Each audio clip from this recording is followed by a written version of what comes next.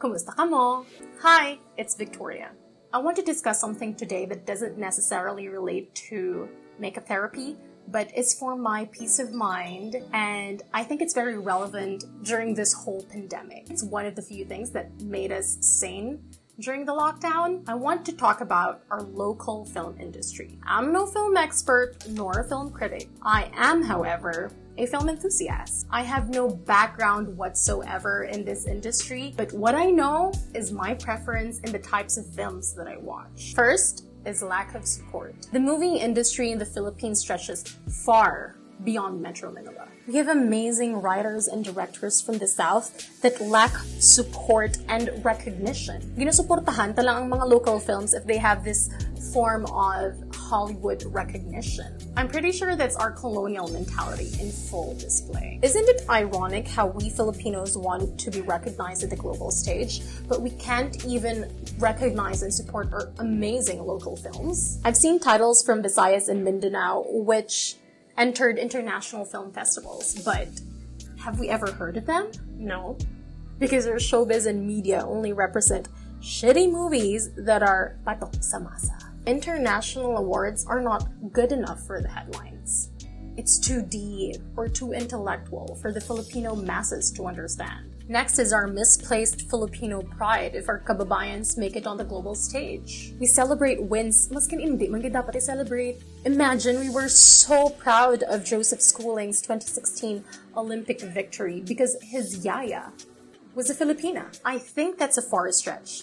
Can we just be proud of him because of his efforts and not because his yaya was a Filipina? This same thinking applies to how we support our own local film industry. We want things to be great first, bago ta suportahan.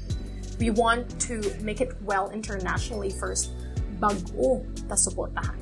Isn't our lack of support means that we are just not proud enough? Lack of government support. In many countries, they have laws and policies in place to support the local film industry. They even have quotas of films they show yearly, just like in Korea. Pero sa Pilipinas, the most we have is to participate in the MMFF to support the local industry. Even with FDCP's recent grants to entice writers and producers, it took us decades to realize that film plays such an important role in promoting our culture and tourism. Although it is in the right direction, I think we need better laws to support our writers, directors, producers, and actors. For fan servicing. We're content with the cliched plots that runs through our TV networks year on year. Ang mga plots na sinauna pa that spans through the decades are the same as it is now. I read a statement recently from Direk Jose Javier Reyes that the Korean TV series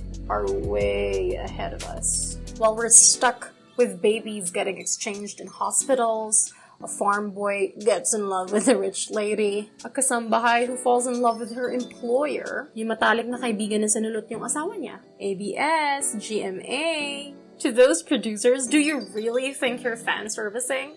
I don't think so. Just take a look at Korean novellas.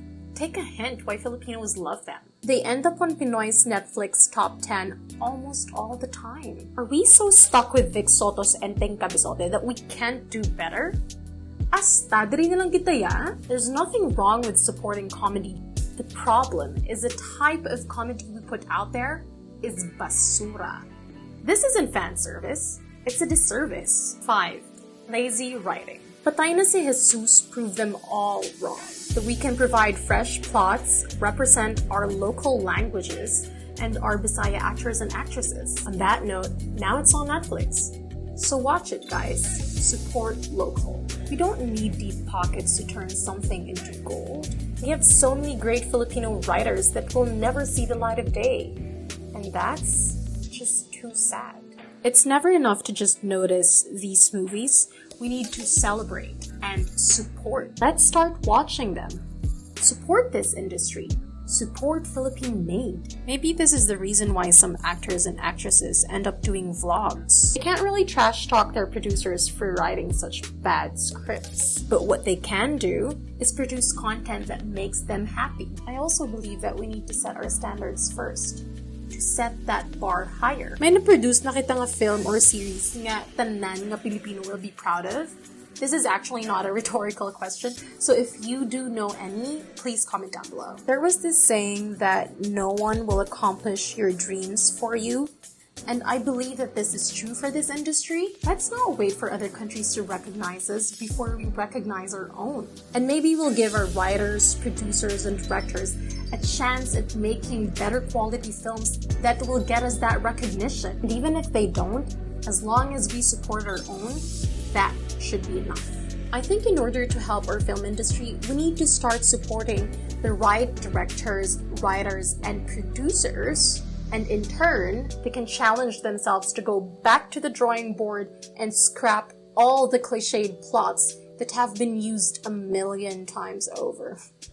With liwat, here are a few Filipino films that I love to get you started. Patay na si Jesus, Die Beautiful. Let's support actors and actresses who perform well. Not whitewashed or Western-looking actors who only look good but lack real talent. Irma Adlawan's MMK performance deserved an award. But when was the last time we ever saw her on screen again? Let's support directors, writers, and producers who are willing to take risks, want to make a difference, and will uplift this industry. This is the 3rd episode of my makeup therapy series, and if you like content such as this, please subscribe, like, share, or comment your thoughts down below. Bye!